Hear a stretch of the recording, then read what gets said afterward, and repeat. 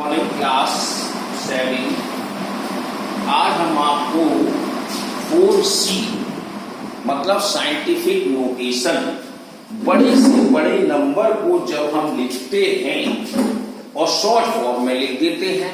Scientist हमारा हमेशा कोई भी नंबर करोड़ों में हुआ तो उसको शॉर्ट फॉर्म में लिखता है। जैसे आजकल आप देख रहे हैं कोरोना पीड़ित वाले पेशेंटों की संख्या शॉर्ट फॉर्म में आ जाती है, 2.78 करोड़ इस तरह लिख देते हैं। तो मींस क्या कहता है, साइंटिफिक हमेशा एक ही होल नंबर लेगा, चाहे वो 0 हो, चाहे 1 हो, चाहे 2 हो, कोई भी हो, होल नंबर एक लेता है और डेसिमल को प्रदर्शित करता है। जैसे कि पहले वाले क्वेश्चंस में आपके दिया था कि are the following number written the scientist notation, right yes और नो। जरा आप चेक करेंगे, जैसे 24 इंटू 10⁻⁷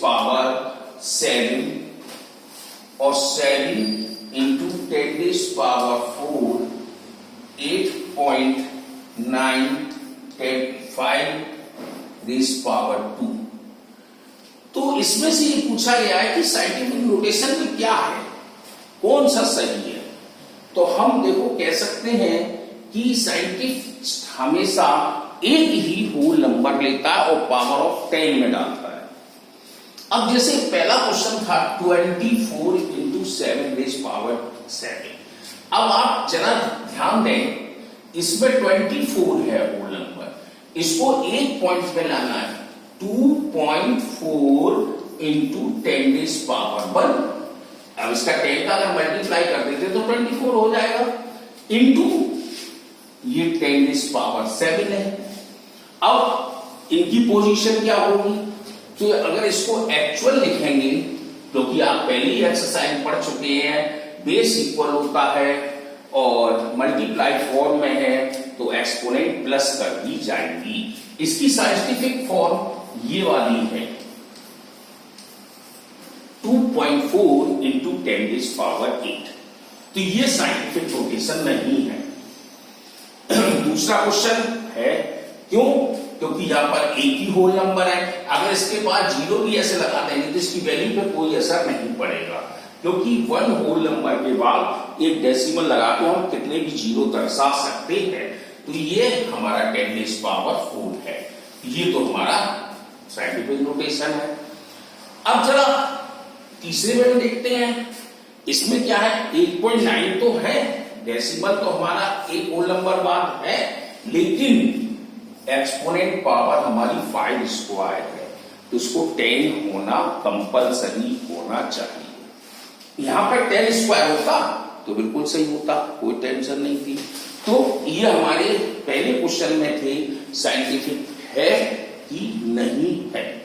दूसरा आपको क्वेश्चन दिया गया है कि आपको ये बताना है कि साइंटिफिक नोटेशन में नंबर लिखेंगे। तो इसके लिए हम आपको एक चीज बता रहे हैं, आप ध्यान देना, अगर डेसिमल हमारा राइट हैंड की तरफ जाएगा, जैसे आप समझ लें जैसे 0.08, ठीक है। अब ये राइट हैंड जाएगा तो 8.0 बनेगा, तो ये डेसिमल किधर गया, देखो इधर की तरफ गया, जा रहा है इधर की तरफ, तो हमारा नेगेटिव फॉर्म में होगा, यानी कि उसकी एक्सपोनेंट नेगेटिव होगी, इतना ध्यान रखना। अगर हमारा डेसिमल राइट हैंड से लेफ्ट हैंड की तरफ जाएगा तो हमारा यानी कि एक्सपोनेंट पॉजिटिव में दर्शाएंगे। जैसे कि ये आप लिख लो, देखो अब यहां पे डेसिमल है, क्योंकि कोई भी नंबर पर या किसी होल नंबर में डेसिमल नहीं होता है तो उसके बाद दर्शाया जाता है, जैसे हमने दिखाया। अब इस डेसिमल को इधर आना है, तो डेसिमल किधर आ रहा है, देखो आप लेफ्ट से सॉरी राइट से लेफ्ट की तरफ, तो यहां पर एक्सपोनेंट प्लस हो जाएगी। ओके, याद रखो कि डेसिमल लेफ्ट साइड में जा रहा है तो नेगेटिव में, और राइट साइड में जा रहा है तो पॉजिटिव मतलब प्लस। तो ऐसे ही दूसरा इसने क्वेश्चन हमसे किया है कि आप हमें बताइए कि इसके डेसिमल के पावर क्या रहेंगे। जैसे देखो दूसरा फिलिंग द ब्लैंक के रूप में है 54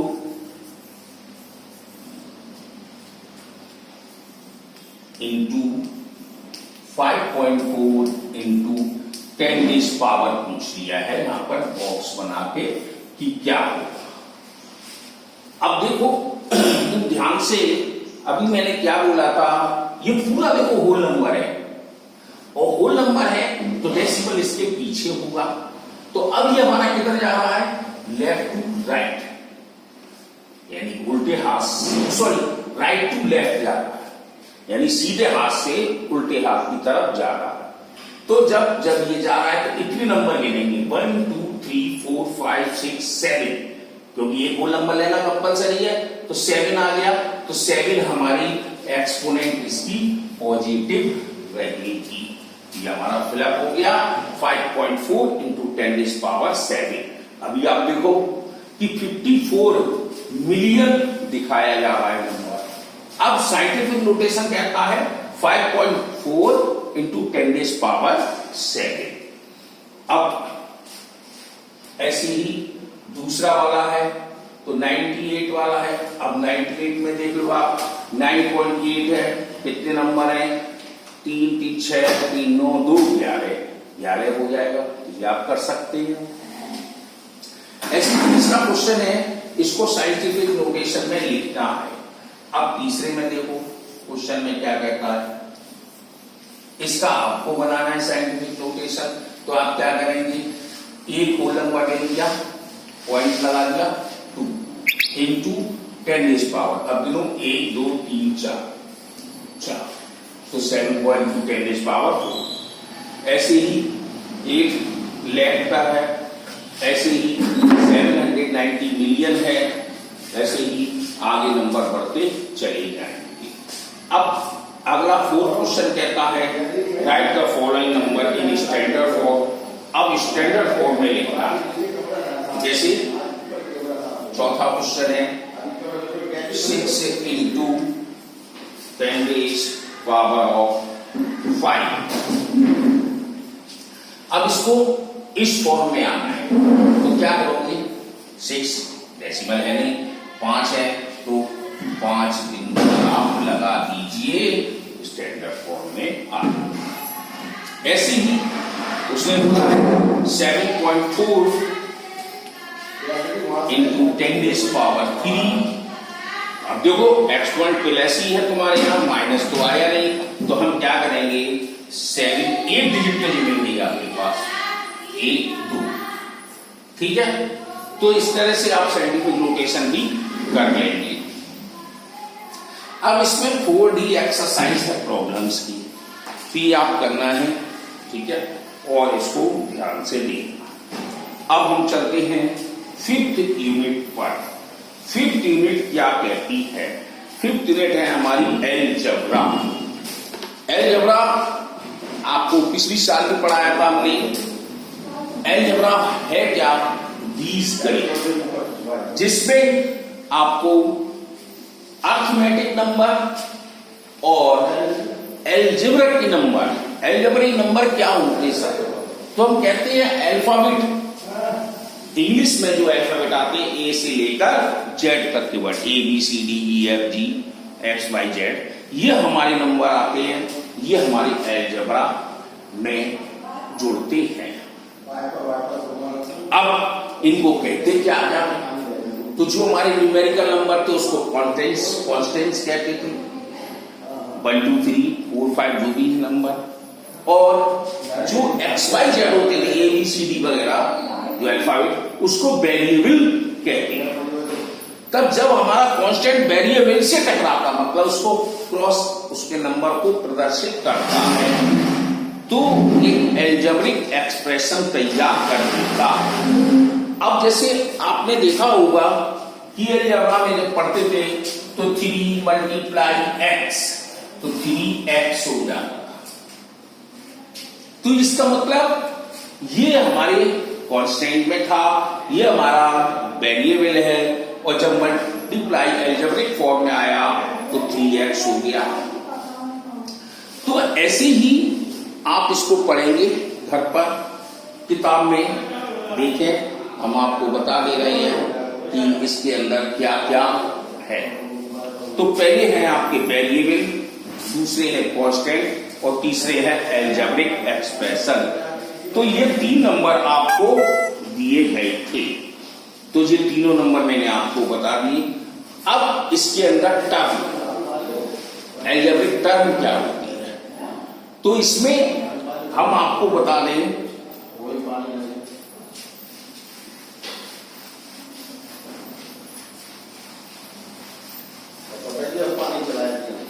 हमारे यहां एल्जेब्रिक में टर्म में ये चीजें जरूर दिखती हैं।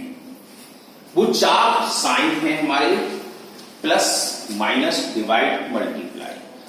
इन 4 साइनों से हम एल्जेब्रिक बनाते हैं, लेकिन हम 2 साइनों का विलुप्त कर देते हैं। ये चीज डिवाइड और मल्टीप्लाई कभी एल्जेब्रा में टर्म को नहीं बताते हैं।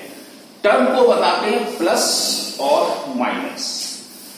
जहां भी प्लस और माइनस आ जाए, जैसे कि आप देखते हो 3x प्लस 5 पर देखो प्लस आ गया, फिर 2 टर्म में बन गया, एक ये है एक ये है। अगर आप ये सोचो 3x प्लस 5x आ जाए तो ये 2 टर्म है, ये नहीं है, क्योंकि ये दोनों आपस में प्लस हो रहे हैं, तो 8x हो जाएगा, तो ये एक टर्म में रहेगा।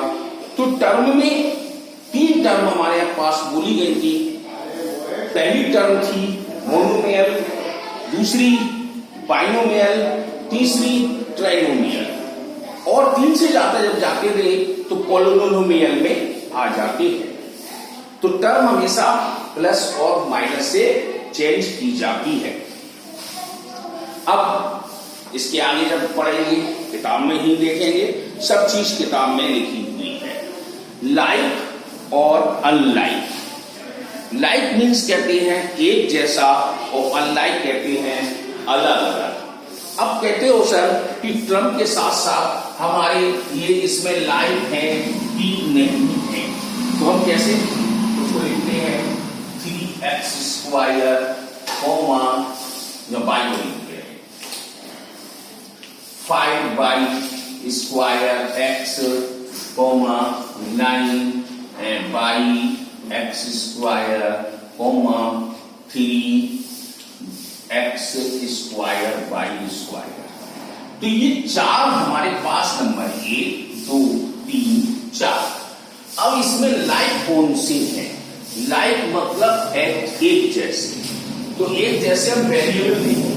अभी आप देखिए, आप तो कह रहे होंगे इसमें नहीं है, और हम कह रहे हैं लाइक है, तो कैसे लाइक है जरा देखो। अल्फाबेट में x पहले आता है, y बाद में आता है। तो आपके पास में एक इस नंबर को देखिए, एक इसको देखिए।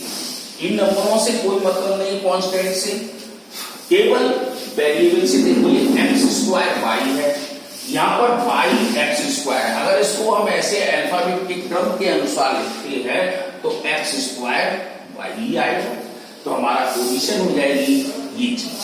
तो आप देखो ये वेरिएबल और ये वेरिएबल सेम आ गए, तो हम लिख सकते हैं लाइक में 3x स्क्वायर वाई, लेकिन इसका जे डिजिट है वो ही लिखनी पड़ेगी आपको।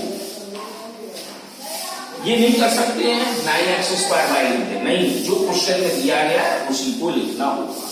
अब जरा इन दोनों को देखते हैं, तो यहां देखो वाई स्क्वायर है, यहाँ x अकेला है, लेकिन यहाँ पर x स्क्वायर है, तो ये दोनों आपस में सेम नहीं होंगे। चाहे आपके जो कांस्टेंट नंबर है, नेचुरल नंबर है, ये कितने भी डिफरेंस हो, इससे हमें कोई नहीं मतलब, केवल अलजेब्रिक नंबर से पता करना होगा।